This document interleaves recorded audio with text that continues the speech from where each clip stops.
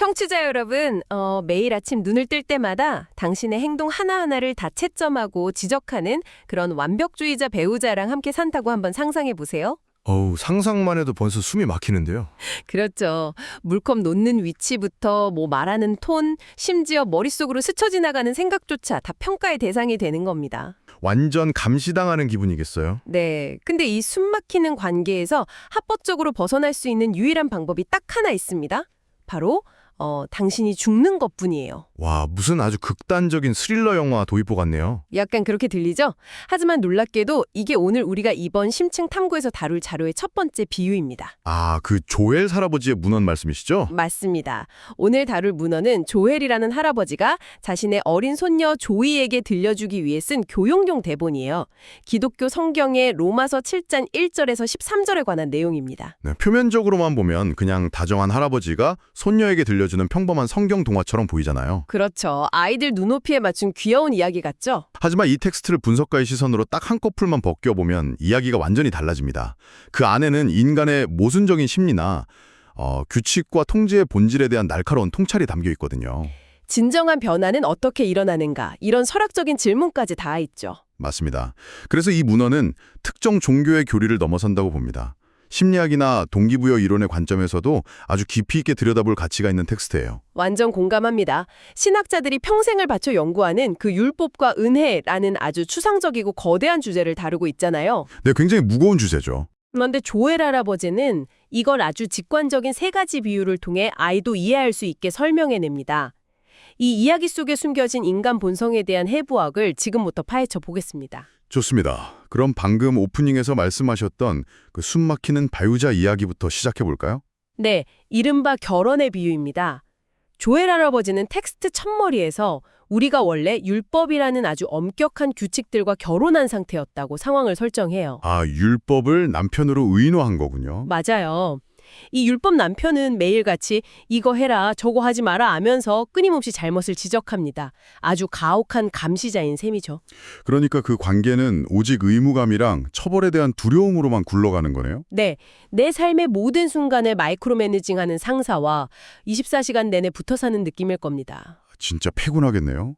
그런데 여기서 조엘이 제시하는 법적 해결책이 아주 흥미롭습니다. 아, 이혼 서류를 내는 게 아니었죠? 네, 이혼이 아니라 아예 죽음이라는 아주 극단적이고도 명확한 단절을 제시하거든요. 아까 오프닝에서 제가 스릴러 같다고 했던 바로 그 부분입니다. 어떻게 연결되는 거죠? 고대부터 현대에 이르기까지 결혼이라는 법적 계약에서 벗어나는 가장 근본적이고 절대적인 방법이 바로 죽음이잖아요. 그렇죠. 한쪽이 사망하면 혼인관계는 자동으로 종료되니까요. 맞습니다.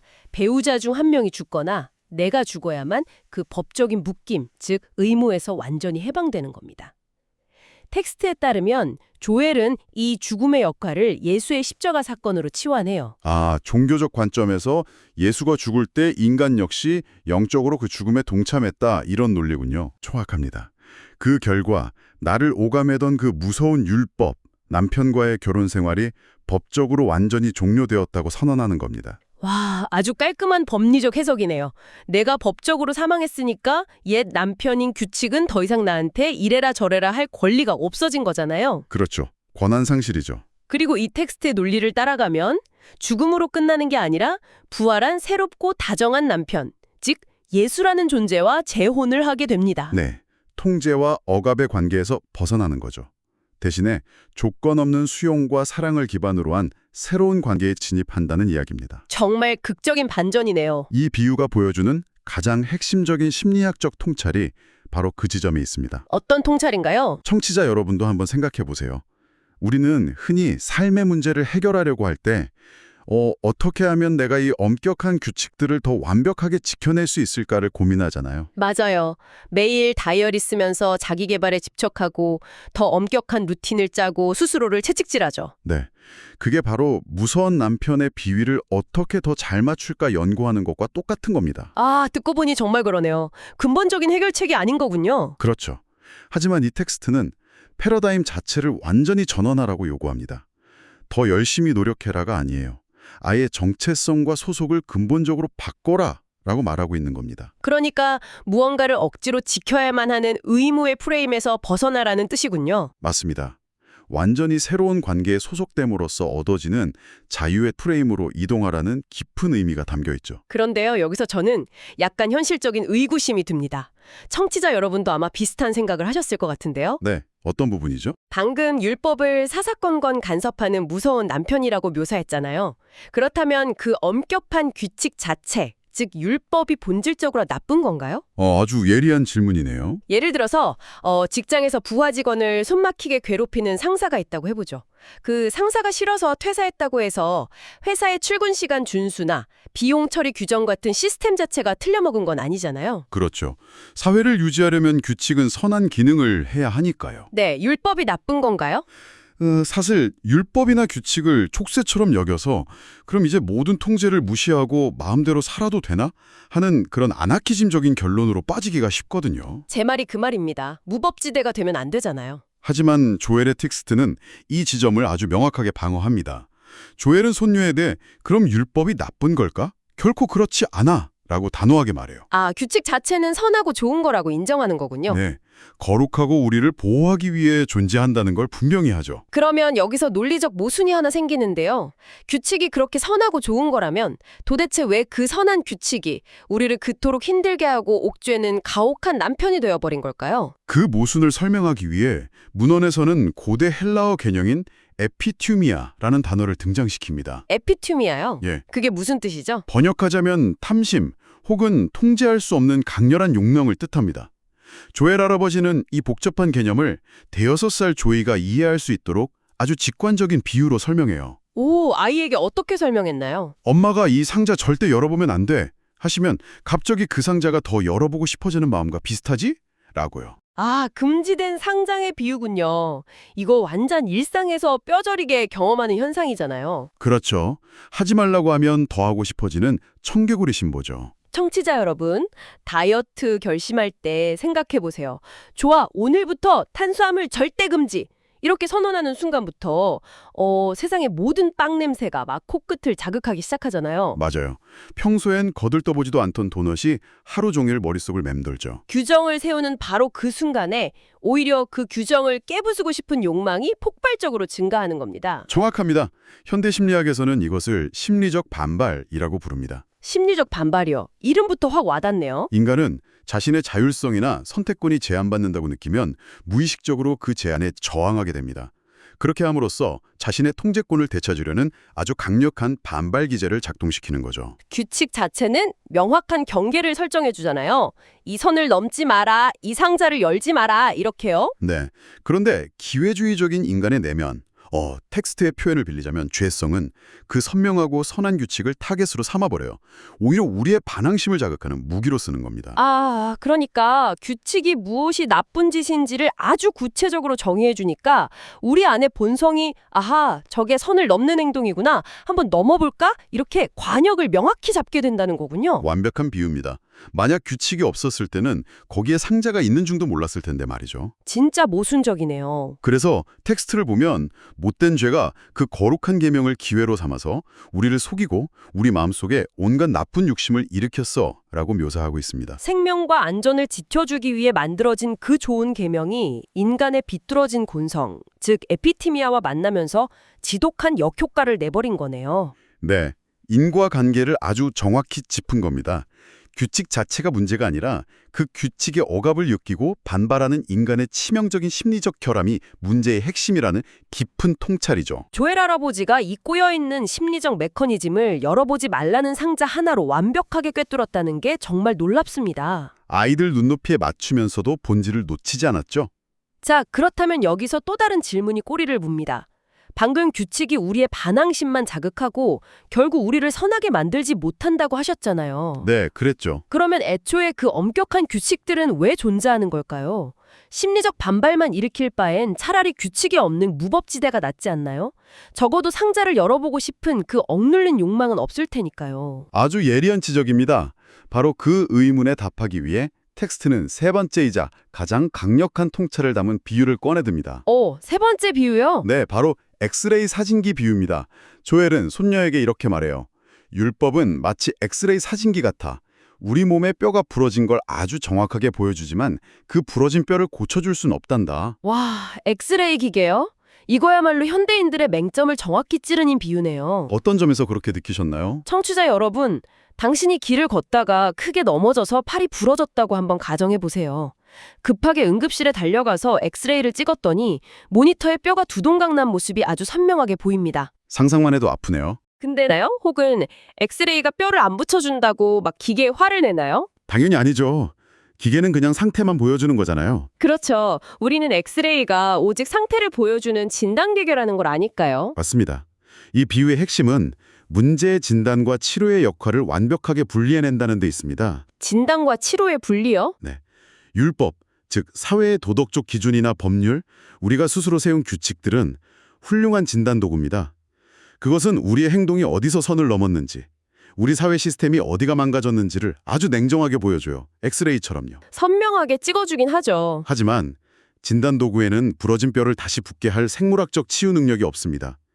현대인들이 개인의 삶과 사회를 바라볼 때 흔히 저지르는 착각이 바로 이 지점에 있어요. 아, 현대인들의 착각이라면 구체적으로 어떤 걸 의미하시나요? 우리는 문제가 발생했을 때 종종 더 강력한 규칙을 만드는 것으로 그 문제를 해결할 수 있다고 맹신합니다. 아, 무슨 말인지 알 것 같아요. 사회적 범죄가 늘어나면 형량을 무조건 높이는 법안부터 만들고요. 그렇죠. 조직 내에 갈등이 생기면 더 촘촘하고 숨막히는 인사 규정을 세우잖아요. 개인의 삶에서도 마찬가지네요. 내가 의지력이 부족하다고 느끼면 더 가혹한 기상시간이나 식단 루틴을 스스로한테 강제하거든요. 맞습니다. 하지만 이건 본질적으로 엑스레이 기계의 해상도를 4K로 업그레이드하면서 이제 뼈가 더 잘 보이니까 저절로 붙겠지 하고 기대하는 것과 같습니다. 와, 해상도 비유 확 와닿네요. 진단만 선명해졌을 뿐이지 치료가 이루어진 건 전혀 아닌데 말이죠. 네.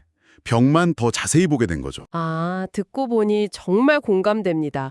우리는 소셜미디어나 인터넷에서 서로의 잘못된 점을 아주 날카롭게 짚어내면서 엑스레이 기계 역할을 자처하곤 하잖아요. 이른바 캔슬 컬처 같은 현상들이 대표적이죠. 맞아요. 그런데 막상 그 비판이 사람을 진정으로 변화시키느냐 하면 사실 방어 기제랑 반발심만 더 키우는 경우가 훨씬 많거든요. 그렇죠.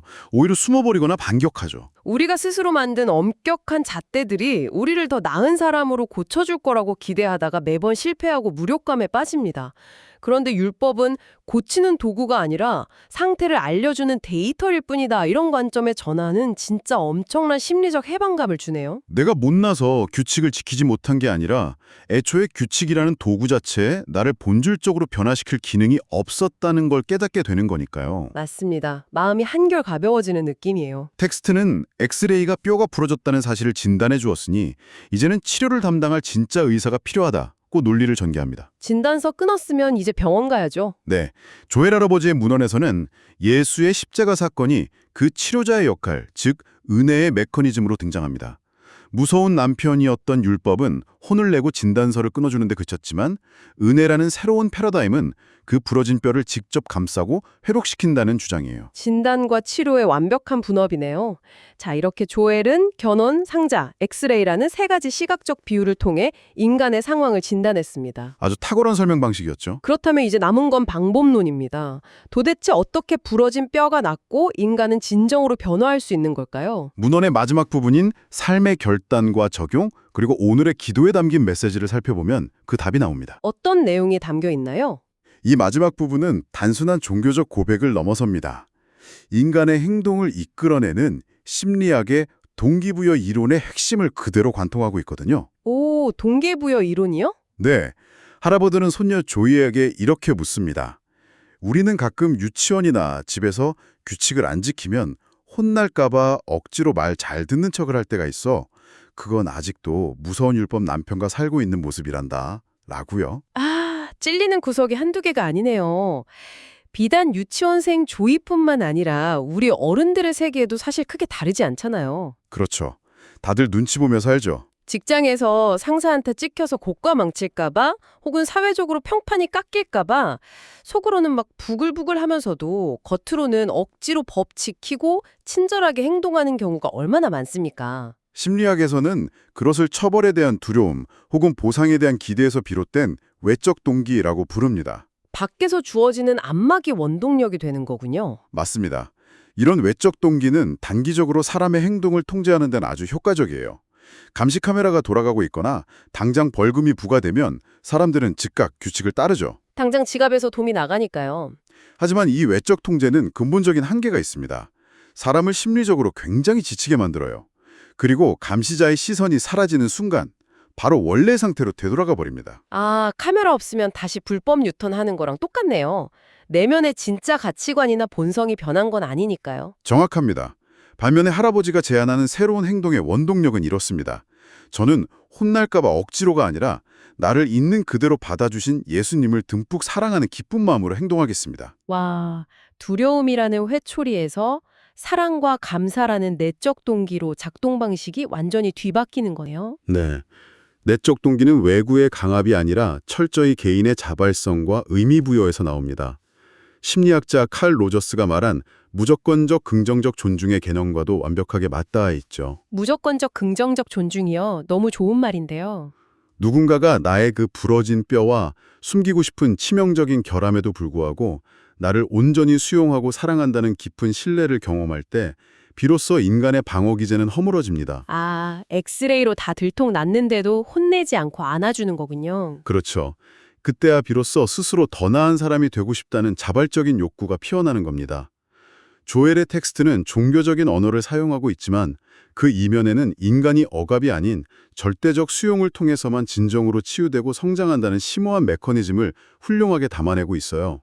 전문가님의 설명을 듣고 나니까 이 텍스트 마지막에 나오는 할아버지의 기도문이 왜 그렇게 쓰였는지 이제야 완벽하게 이해가 됩니다. 기도문에 어떤 내용이 있었죠? 우리 조이가 억지로 규칙을 지키는 아이가 아니라 기쁘고 새로운 마음으로 행동하게 도와주세요 라고 하거든요. 그리고 할아버지의 마지막 인사가 이렇게 끝납니다. 우리 조이, 이제는 무서운 법이 아니라 따뜻한 사랑 안에서 춤추는 멋진 하루를 보내렴. 와, 정말 아름다운 마무리네요. 규칙에 순응하는 그냥 편리하고 통제하기 쉬운 아이로 키우려는 게 목적이 아니었던 겁니다. 할아버지의 찐사랑이 느껴집니다. 두려움이라는 억압에서 벗어나서 조건 없는 사랑 안에서 깊은 심리적 안정감을 느끼며 자기 삶을 주도적으로 살아가는 존재로 성장하길 바라는 마음인 거죠. 춤을 춘다는 표현이 진짜 압권이에요.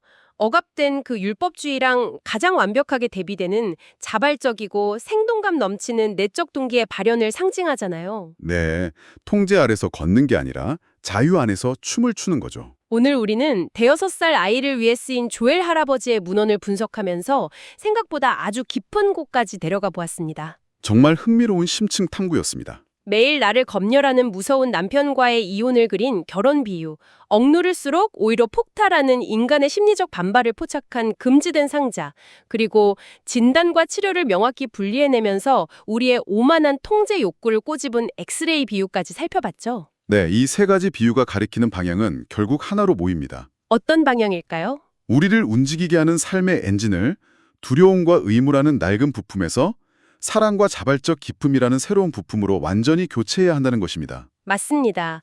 부러진 팔을 붙잡고 엑스레이 기계 앞에서 살려달라고 소리치는 대신에 진단은 규칙에게 맡기더라도 나를 근본적으로 회복시키는 치료만큼은 조건 없는 수용과 사랑에게 맡기는 지혜가 필요하다는 걸 깨달았어요. 이 문헌이 주는 가장 큰 선물 같은 메시지죠. 자, 이쯤에서 이 탐구를 듣고 계신 청취자 여러분께 조금 도발적인 질문을 하나 던지고 싶습니다. 오, 좋네요. 한번 여러분의 일상을 가만히 돌아보십시오.